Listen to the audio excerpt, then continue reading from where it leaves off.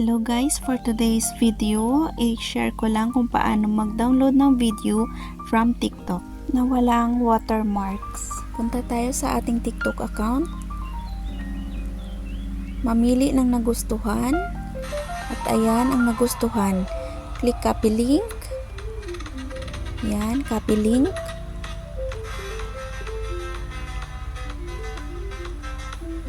At pumunta sa ating Google. I-search ang SSS TikTok.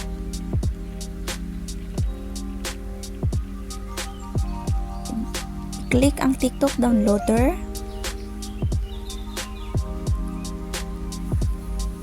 Insert a link.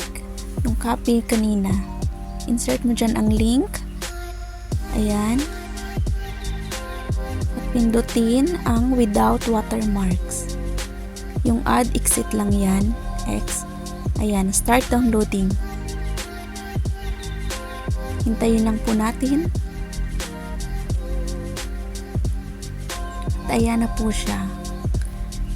Automatic save po yan sa sa ating gallery. Kahit i-exit mo na yan, ando na yun sa gallery nyo. Ayan, check natin sa gallery. Ayan na po siya. Madali lang po. Thanks for watching. Sana nakatulong.